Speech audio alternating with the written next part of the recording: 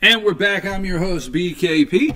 Good morning from Circuit World here in Blue Ridge. We enjoy being here every Friday, and especially today, it is Good Friday. Thank you, JR. Just give me a minute. I'm working on being nice. You heard the rumor? Yeah, I was here. You heard the rumor? I heard, yeah. Okay. Thank you, JR. I'd like to thank you in front of the World Wide Web for getting up every Friday morning and being here somewhat on time and letting me in early when you don't have to. Thank you. Whew. That was rough, wasn't it? Yeah, serenity now, serenity now. It's he might need some of those essential oils we're going to talk about a little later here. It's time for Ask the Doc with Doctor William Whaley. With thank the Georgia Cancer Specialist affiliated with Northside Hospital for this segment. Dr. Whaley, how are you today? I'm great. Our lovely member of our All-Star panel is already on the airplane. Already on the airplane this morning, and you're leaving this afternoon? As soon as I get done, I'm heading to Atlanta and going to Morocco. Morocco? Yeah. Never been. You've never been to Morocco? No. I'm kind of caught off guard on that because on World Travels, it's on my bucket list, and my granddaughter, who's a freshman in college, wants to go to Morocco for her spring break, so Granddaddy's going with her and her mama and another one of my daughters. So it's going to be two daughters and a granddaughter, and I'm going to be the thorn among the roses. So anyway. Okay. Are we ready? We're ready. I wanted to say, I like how you started with the Good Friday and He is risen indeed, because I don't hear much about this anymore. I can imagine it was a big holiday. Jane does not like the Easter Bunny or she doesn't like Santa Claus, and she doesn't like anything that takes the Christ out of Christmas or the death and the resurrection out of Easter and turns it into an egg roll. But I wanted to say one other thing. You talked about the legislature ending last night. I think we ought to say to the world, a great man went to the grave on Sunday and had 3 funerals. I went to the first one on Tuesday, and that was Zell Miller. Zell's my friend and patient, friend for 40 years and patient for 30, and you need more people like Zell. I don't think any governor could have died and had 3 presidents come and eulogize him. And I went to the Tuesday the local mountain service for people in the mountains on Tuesday, and the people that were there were the kind of people that go to opening day. There were the people in the mountains and the regular Fannin County and Union County and Towns County and Cherokee County, North Carolina people that knew Zell and his wife for 80 years, and it was quite impressive. I will say that, and I think I've said before, Zell Miller was the most honest politician I've ever known, and that's why he wasn't a Democrat or a Republican. And you could not buy him a pack of gum. There wasn't any way you were going to have any scandal around Zell Miller. And literally, I tried to buy him a hamburger one time, and he wouldn't let me. So, anyway, to our good friend Zell Miller, and we just need more of them like that. I want to thank you for that opening statement. Our reporter, if you hear about the presidents, and it's big that you have a former, I think he was Mayor of Young Harris for a year. I think he was a state senator, but I know he was lieutenant governor, right? State senator. A state senator, lieutenant governor, then became governor of Georgia, and then was appointed and was a U.S. senator for, I think, 6 or 7 years before retiring. But he is from Young Harris, and a lot of people don't know because I've read his book, A National Party No More. You ought to read Core Values. I read National Party No More. Well, he signed that one for me. And but we're talking about someone that was born in the Depression, during the Depression. I think that his dad died 17 days after he was born. Yeah. His mom in Young Harris built their home. They built a rock house, no electricity. Still lives in it. No electricity. That's right. She rolled the rocks up out of the creek. Right. I've been to that house many times. And the core of that house still has his mother's handprints in the grout, in the concrete. You can see her fingerprints in that thing. This guy came from humble beginning to 3 presidents eulogizing him as Do you know what he considered himself? If you asked him what his occupation was, he was a teacher. He never said that he was a governor or anything else. He was a teacher. Started out teaching, and when he retired, he taught. He was a teacher.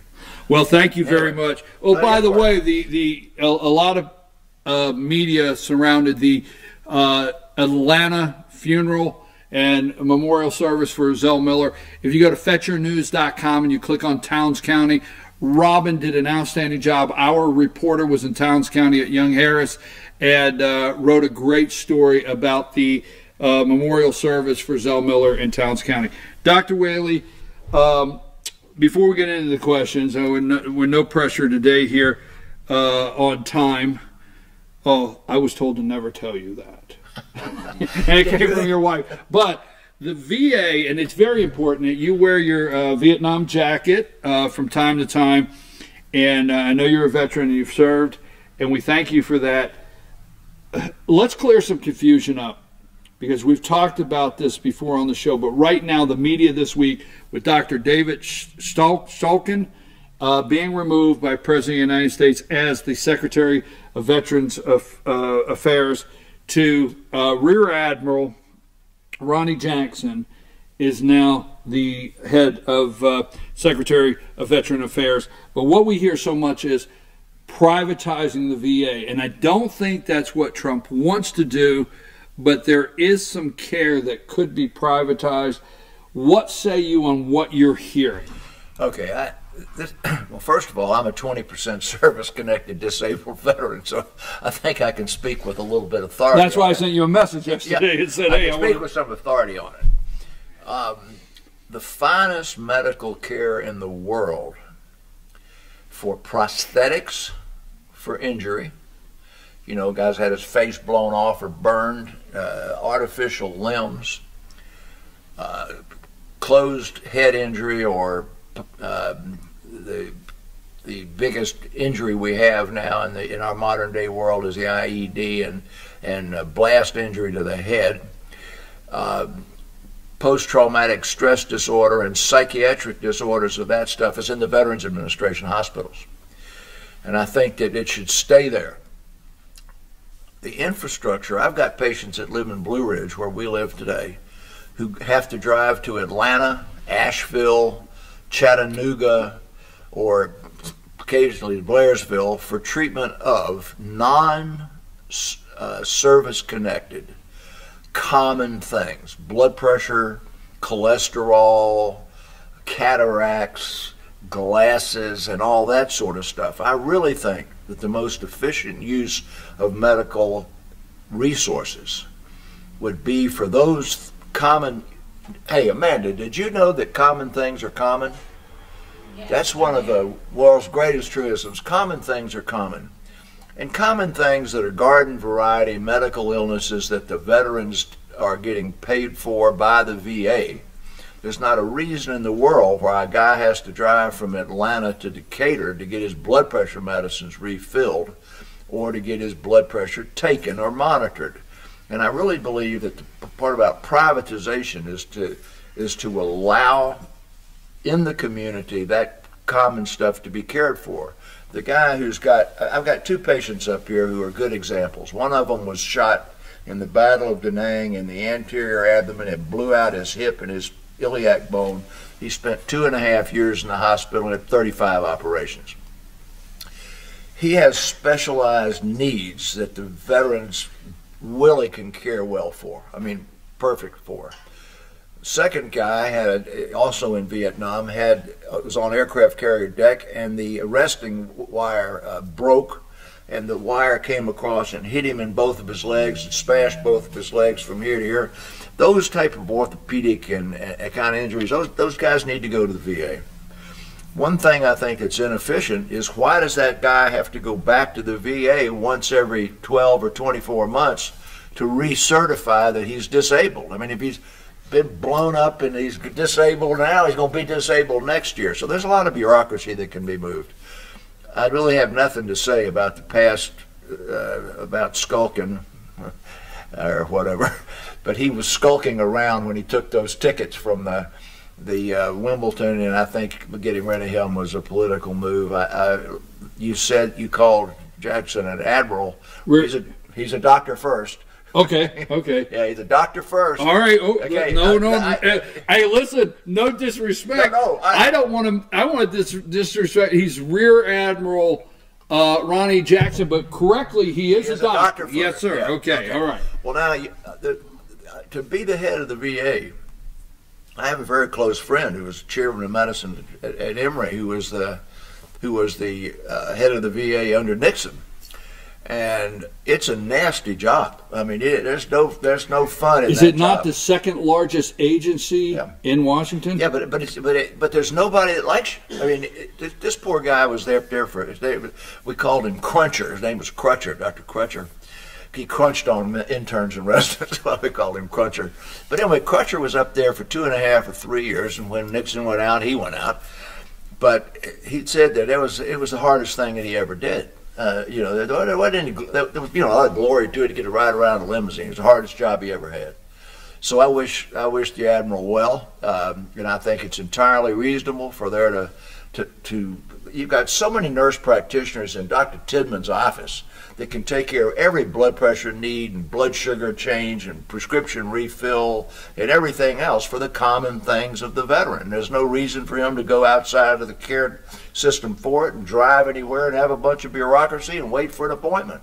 And the guy who had half his face blown off and needs to have prosthetics, he needs to be at Walter Reed, and he needs to be having the expert things done. So I don't think you get rid of the veterans' care for the specialty things they can do the most for, but you try to get that poor guy who lives 150 miles from the VA in Atlanta not to have to drive round trip every 3 months just to get his blood pressure checked. So we have talked about that before, and you've said the same thing, but this week it's a target of conversation. It's a specific subject, and I just thought it would be best because we keep hearing the other media with privatize. So what you're saying is military combat related healthcare needs. Yeah, really serious stuff. Right. Serious stuff. Needs to stay in there because because they're the best Walter Reed. Yeah, they're the best in the They're world the best at it.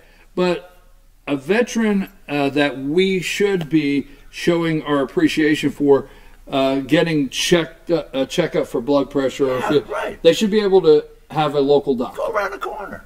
Okay, thank you. I appreciate that. I just wanted to do it again because we're hearing about it. Now, we have a couple viewer questions, and we're going to try to get them all answered in the time we have left. But we're going to start with this one here. And how can I, a lady in her early 60s, really kickstart her metabolism? All right, I think the question is really... I didn't write the question. No, I know you didn't. These are, sometimes we got stuffed questions. These are actual viewer questions. It's a really good question. People, there are people of various ages in here, and Amanda is a young woman, and her metabolic rate is 10 calories per pound of body weight per 24 hours. So if she weighs 120 pounds, she needs 1,200 calories per day in her diet. And then, depending on how active she is, if she's as active as she is behind that computer, she can add no more than 20 to 25% for daily activity, which gets her to 1,400 calories per day. Now, if she's a 60-year-old woman, her metabolic rate might be 9.5 calories per pound per day, or even 9 calories because of age.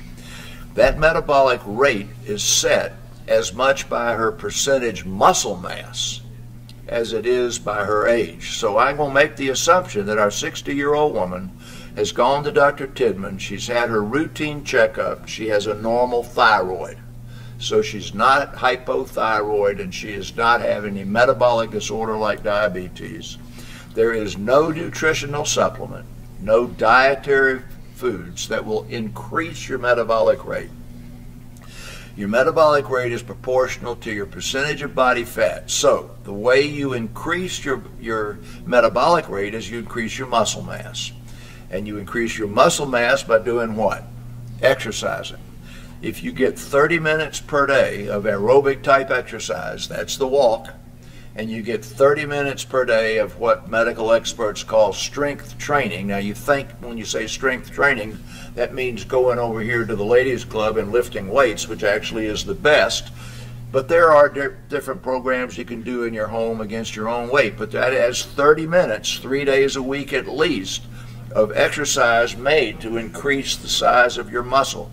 Because as you age, your muscles begin to deteriorate. Some of them die off. I told you about programmed cell death. So that's the biggest issue. To increase your metabolic rate is to increase your muscle mass by doing weight type exercise and cardiac type exercise. Now, when you eat, 10% of the calories in what you eat in normal food is used in digesting the food. But it's not 10% is used when you eat a donut. So if the higher the fiber in the food, if you're getting your carbohydrates from potatoes and carrots and not from cakes, cookies, and ice cream, and protein, when you eat real protein like fish, chicken, and meat, you're using up 10 or 15% of the calories in that food just to digest it. So one would be cardiac exercise, which burns up. If you walk a mile, you burn up 100 calories per mile of walking. If you weigh an average of 150 pounds. So walking does it, lifting weights does it. The composition of your diet, so that you're going back to that diet that's got a lot of fiber and protein in it and not a lot of refreshed carbohydrates. And there is no metabolic jump starter in terms of over-the-counter type herbs and things that it does not have hazard. My tab with a little caffeine in it, your cup of coffee raises your metabolic rate for a little while. Lastly, when you exercise, you are obviously, for example, if you walk and you're sweating, that sweat is because you've raised your body temperature and you're burning up calories. That increases your metabolic rate. When you stop exercising and come in here, like the all-star panel who's sitting over there, they're not sweating. But if they had walked in here, their metabolic rate will stay up for the next 3 or 4 hours. So that answers your 60-year-old woman's question. Cardiac exercise, lifting weights, and there's no secret in terms of supplements. Is that good enough, Amanda? That is good. All right. Okay. That one, huh? This question is interesting. What are the top 5 things that can help a person live a longer and more fulfilled life? Now, I'm interested on that on the medical side, but what are those top 5 things? Okay, all-star panel, I want you to listen to this. Back in the days I was running the marathons, which was 20 years, I used to have a talk that I've given in London, I've given all over the world, and it was called Life is a 5-card poker hand with no draw. Life is a 5-card poker hand with no draw. When you play poker and you give 3 cards back, get 3 new ones. You got your 5 cards from your parents. Now, people can play poker better or less. I'm the world's worst, but I've known guys that can win a hand in a jacks or better game with a jack high because they faked out the guy with 2 queens. So basically, lifespan and health and environment is a product of where your genes came from. Second is how that environment in which you live interacts with those genes. And then the third is the habits you superimpose on your environment and on your genes. So first of all, I hate to keep banging around on weight and diet and exercise, but your lifespan is only 20 to 30% genes. The biggest part, about 50 or 60%, is the way you live. Your weight, your diet, your exercise, your smoking, and your education. Now, just taking education, all things being equal, raises lifespan. Now, whether that's because you make better choices, you have fewer car wrecks, or you don't get shot by your wife or whatever, but the things that you can control, because weight, if you just think about weight goes to blood sugar, goes to diabetes, it goes to blood pressure, it goes to cholesterol. Then the diet and exercise lowers your weight. Everybody knows you're not supposed to smoke. So that's kind of the spectrum. Now, it's really interesting. If you just take the religion, Seventh-day Adventists are largely vegetarian.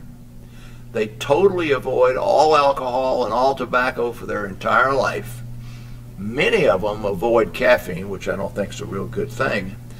And their lifespan is 7 to 8 years longer than the exact same people born the same day in the same hospital in the same community, living in the same community, eating the same food, working for the same company, just by being a Seventh-day Adventist with a vegetarian diet, no alcohol, no tobacco, and the lifestyle they live 8 years longer.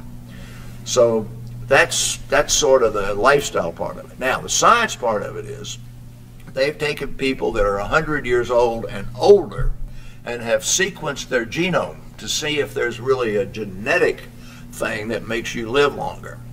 And by sequencing that genome, they have found that 1 in 15 people have specific genomic characteristics that are associated with living greater than 100 years. And you can subtract that good gene by a bad diet, environment, and lifestyle, or you can enhance that gene, and the people that live to 112 and 115 years old, of which are only 1 in a million, are the ones that had the good genome and then did everything right. Is that enough? That's enough. Is that enough, Amanda? That's great. Okay. I don't want to say in the interest of time, because I'm not rushing this, but the All-Star panel is standing over there, and they're like, hey, we got to get on here in a minute. But we have to. You want to go to oils, or do you want to go to GMO food? No, I don't. Let's go to GMO food. All right, go ahead. All right. Are there any medical studies that show the GMO food that GMO food we eat today has increased people's allergenicness to foods? For example, the cases of people's allergies to peanuts and the way more prominent now than it used to be before our foods were modified and grown better, faster, stronger. So what say you? They mixed up a couple of things there that are popularly mixed up. First thing is GMO foods, everything that you eat that's natural and everything else is genetically modified. The best book in the world that people ought to read, it's ponderous, is called Germs, Germs, Drugs, and Steel. And it is about the evolution of civilization from the Fertile Triangle and what made the European different from the African in terms of how they turned out. And the way that the people began in the Fertile Crescent was when they had grass with a little bead on the end of it and they could pick it and eat it, they picked the bigger ones and saved the seeds and put them in the ground the next year, and they grew up. Well, that's exactly where all of our wheat and corn and everything has come from. So they picked the strongest survivor from this year's crop for next year's crop. That is nothing more than supervising survival of the fittest. Now we're back to Darwin. There is a genetic mutation in a human being once every 20 generations. Now, is that genetic mutation going to be beneficial and make you live longer, or make you a little taller, then you do better when you try and fight the elephants and stuff? Well, that's what genetic modification is in its natural environment. What GMO today is labeled for is that science has learned how to speed up the evolutionary process. Let's just take, for example, a pink grapefruit. A pink grapefruit came from a tree that had a natural mutation. Let's go back and think about how big our tomatoes were 25 years ago. We never had a tomato any bigger than that. It went rotten in a day or two after you bought it and put it in the refrigerator. every potato that you bought got a big old black spot on it from where it hit when you brought it into the house. So what the part of the GMO is that the people in the business of growing tomatoes can cross this tomato with that tomato, make it bigger and make it last longer, cross this Idaho potato with that Idaho potato and make you one that doesn't bruise. All of that genetic modification is simply natural selection, well done, and there's not anything harmful about that food. It doesn't in any way bother you. It's more resistant to insecticides. It's got better vitamins in it. Some of the always Norwegians or Swiss, but Swedes, but Norwegians or Swedes have created or crossed beef so that it's got more omega-3 fatty acids and CoQ10 in it that we tell you to go buy down at the grocery store and take. So that's the part that's just natural selection. Now we go to that peanut allergy. Where that peanut allergy thing came from is there's the ability, when you take a long genetic string, to slice out a little piece of that gene and insert it into another product, and that was done in other countries, and they took the gene out of various nuts, I think Brazil nuts and stuff, and then they inserted it into, I've forgotten whether it was salmon or whatever to make them good, but people that might have a nut allergy would have had an adverse effect from eating a piece of salmon that the nut allergy came from. Well, those products have never appeared in the market. They've never gotten in the United States because our FDA is all over that stuff like a dirty shirt. So although that question mentions the nut allergy, and that whoever came up with that question has heard about that little slice of that Brazil nut. So basically at the end of the day, well, let's go to salmon. My wife is bad about the salmon. Oh, I get it's 5 times more expensive, that salmon she buys over here. The genetically modified salmon grows fatter faster, and it is farmed, and everybody knows their shrimp's farmed and their salmon's farmed, and it's if the farming conditions are good, meaning they got it out in the open water instead of in a big old pond somewhere, then that farmed salmon, which matures much faster and gets much bigger, is perfectly healthy and doesn't hurt you a bit. There. Okay, let's not leave this question off. I know it's 8:50. Do essential oils actually have medical benefits like stopping a headache, calming, etc.? All right, I'm going to give you the real short answer is there's some really harmful things about essential oils. Some of them, if you put them on your skin, can make it can blister. Some of them can make you increasingly sensitive to the sun and you blister when you go outdoors. But essential oils are what's in perfume. So when a woman puts on perfume, that thing came from a plant. Lavender oil, it takes 200 pounds of lavender leaves to make 1 pound of lavender oil. And essential oil, when you smell it, that's an essential oil. And there have been lots of experiments with essential oils that you try to accomplish a blinded trial.